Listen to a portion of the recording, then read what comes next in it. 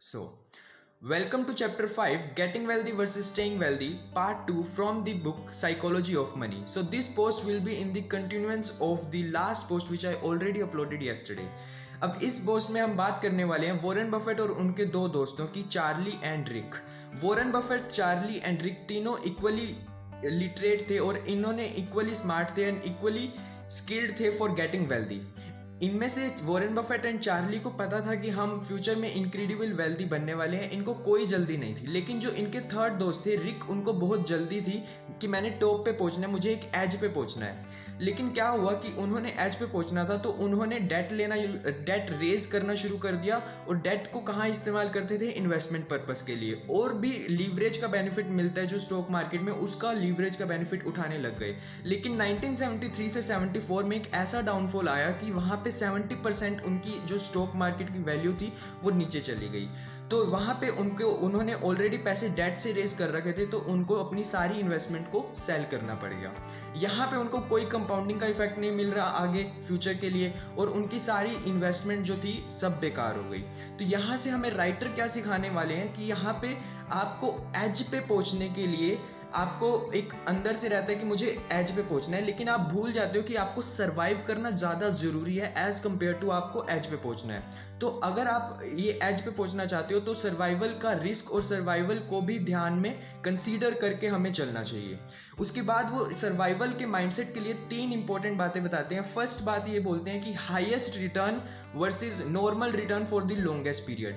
जो भी हमने कंपाउंडिंग की इफेक्ट की बात करी थी चैप्टर 4 में, वो बेसिकली कंपाउंडिंग का इफेक्ट तभी मिल पाता है अगर आप लॉन्गेस्ट रिटर्न कमाते हो, लॉन्गेस्ट पीरियड के लिए रिटर्न्स कमाते हो। डजंट मैटर कि वो हाईएस्ट है या फिर उससे थोड़ी कम भी, अगर मीडियम भी आप रिटर्न्स कमाते हो, लेकिन लॉन्गेस्ट पीरियड के लिए कमाना ज़्यादा जरूरी है to avail the benefit of compounding. तो यहाँ पे वो कहते हैं कि बुल मार्केट जब चल रही होती है, जब शेयर्स की प्राइस, जब शेयर में रिटर्न हमें बहुत ज़्यादा मिलने के चांसेस होते हैं, तो बेसिकली हम सारे जो हमारे पैसे पड़े होते हैं, हमारी कैश होल्डिंग होती है, हम चाहते हैं कि उसको हम इन्वेस्ट कर दें। लेकिन वो इन्वेस्ट हम क्यों करना चाहते हैं? क्योंकि अगर हमारी जेब में पड़ा होगा तो वो रिटर्न 1% तक की देगा, और अगर हम वहाँ पे इन्वेस्ट कर देते हैं वो 10% रिटर्न कमा सकता है। तो यहाँ पे उन्होंने बोला कि आपके पास कैश होल्ड होना भी जरूरी है फॉर योर सर्वाइवल। आप ये मत सोचो कि हाईएस्ट रिटर्न मिल रही है तो मैं सारे पैसे उसमें इन्वेस्ट कर दूं।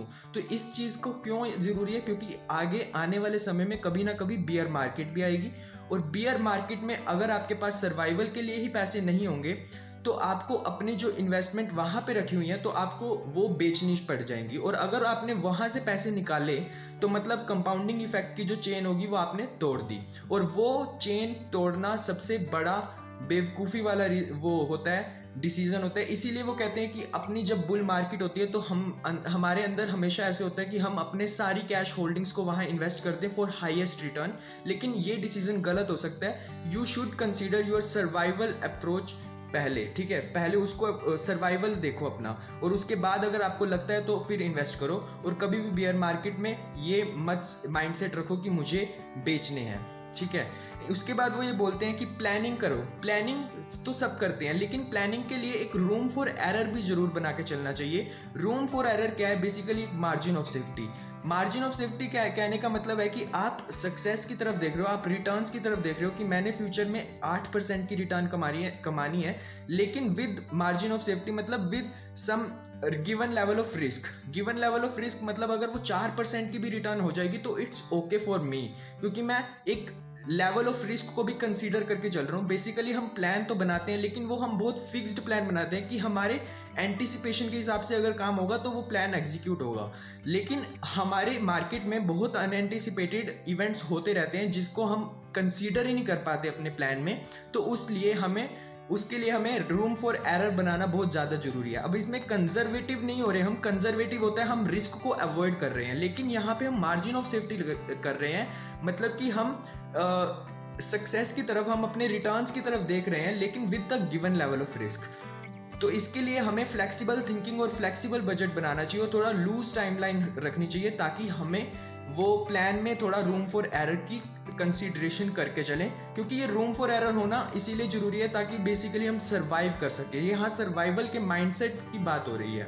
तो सर्वाइवल के माइंडसेट में अगर आपने प्लानिंग करी होगी विदाउट रूम फॉर एरर, तो it may be chance that आपके पास फ्यूचर में ऐसा कुछ इवेंट आ जाए जिसको आपने अपने प्लान में एंटिसिपेट ना किया हो और आपकी सारी इन्वेस्टमेंट्स या कंपाउंडिंग इफेक्ट को आपको लूज करना पड़ सकता है।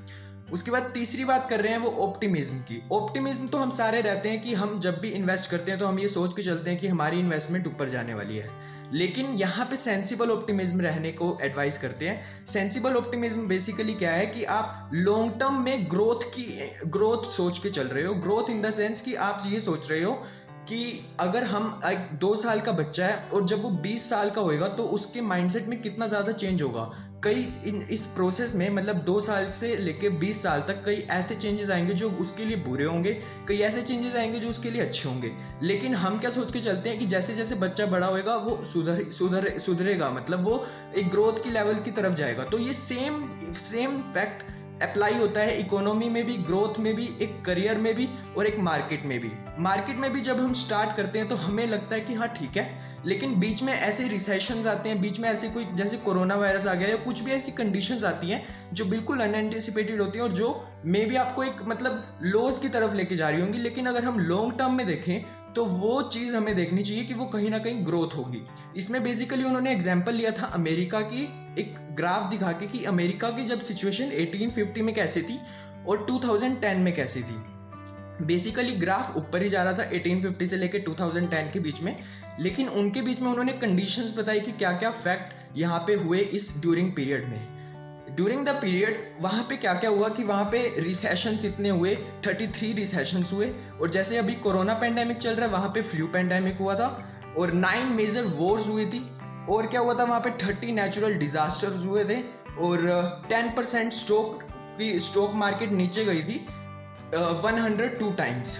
तो यहाँ पे इतने सारे एक डाउनफॉल्स होते हैं और उसके बाद भी हम कहीं ना कहीं फ्यूचर में जाके हमें दिखती है कि ग्रोथ हो रही है। तो हमें उस बिलीव पे रहना चाहिए कि हम सेंसिबल ऑप्टिमिज्म रहें और इसको एक मतलब सर्वाइवल के लिए एक इम्पोर्टेंट माइंडसेट में एक बात बिठा के रखें कि ये सब होता रहता है, लेकिन हम लॉन्ग टर्म में देखना चाहिए और लॉन्ग टर्म में ग्रोथ ही होती है। Thank you.